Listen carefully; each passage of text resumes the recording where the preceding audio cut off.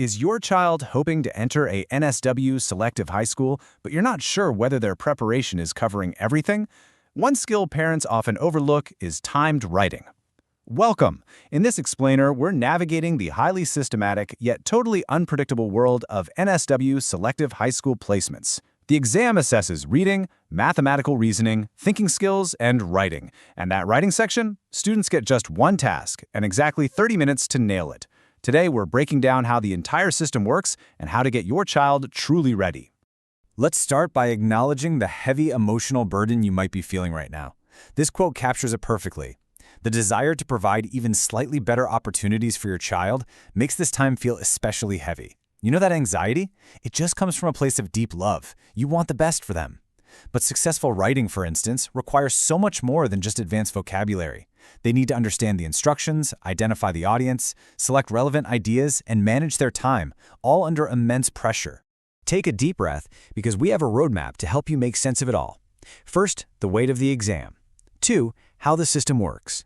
3, setting school preferences. 4, prediction models explained. 5, why predictions often fail. And finally, 6, what truly matters now. Let's dive in. Section 1. The weight of the exam. We first need to address the overwhelming pressure surrounding test day.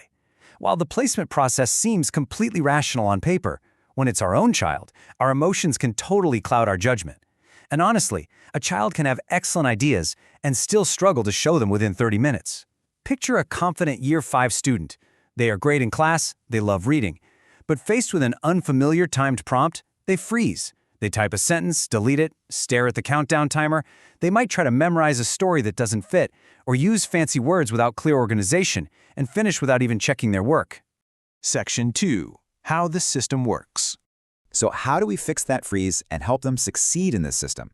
Well, that is where focused writing practice can help. Path to Selective helps students practice NSW selective style writing through a clear cycle. Understand, plan, write, receive feedback, and improve. By practicing how to pause and create a brief plan, they become calmer and more confident. And they'll absolutely need that edge. Because as you see here, placement is entirely relative. It's based strictly on their ranking within available spots, not an absolute pass or fail score. Even if a student scores an incredible 99, if there are only 10 available spots and 10 other kids score 100, the 99 doesn't get the offer. Because public selective schools cannot leave any places unfilled, unlike some private schools might, they rely on a highly rigid 3-stage process: the initial offer, the reserve list, and finally, late offers. They literally have to ensure every single seat is taken. The system is drawn out and complex purely because it has to be perfectly efficient. Section 3. Setting school preferences. With that strict system in mind, how does the market actually decide which schools to aim for? Usually parents rely on 2 things: historical cutoff scores and the Sydney Morning Herald HSC performance rankings. But here is the catch. Published cutoff scores actually only represent the score of the very last person who snagged a reserve offer. And those SMH rankings, they're based on high school graduation outcomes. Useful? Sure, but only one piece of a giant puzzle. So, you really have to ask yourself, are these numbers a perfect indicator of a school's overall quality or if it's right for your kid? The short answer is absolutely not. While they reflect realistic market trends, they are heavily influenced by our natural, and sometimes flawed, trust in numbers. We see a ranking, we assume it's the absolute objective truth, and we build our entire family strategy around it. Section 4. Prediction models explained.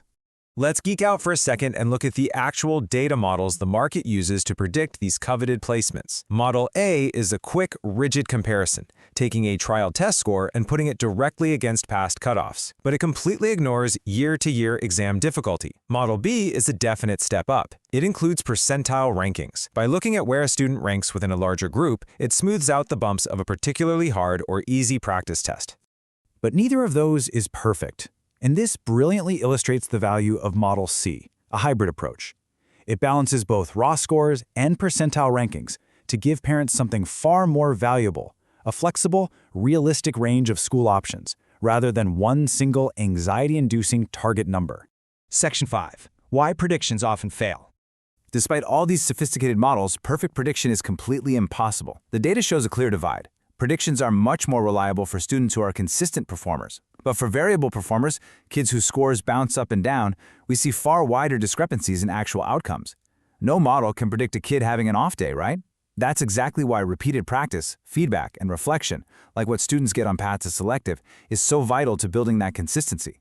Think of it like the World Cup. Just because a team is ranked #1 going into the tournament doesn't guarantee they'll take home the trophy. Exam results fluctuate based on external pressures, the specific questions asked that day, and just the emotional state of the child sitting in that quiet hall. A ranking is a probability, guys, not a promise. Plus, predictions get totally disrupted by things we can't even see.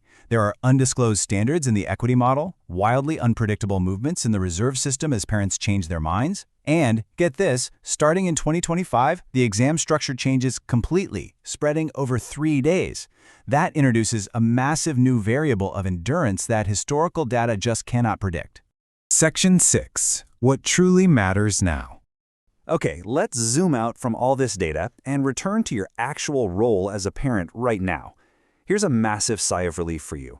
School choices can actually be reconsidered and adjusted after the exam is completely over. Because this whole process is about making the best decision based on trends, not perfect predictions, there is absolutely no need to agonize over your final preference list right now. Just focus on getting through the exam. I want to leave you with this final vital takeaway. The greatest gift you can give your child is your calm support and warm encouragement. Feeling anxious just means you care deeply, but providing a calm, encouraging environment is the absolute best strategy to help your child succeed. If you want to help them feel truly prepared and confident, especially for that tricky 30-minute writing section, you should absolutely let your child try the free Path to Selective writing practice today by heading over to pathtoselective.com. You've got this, and so do they.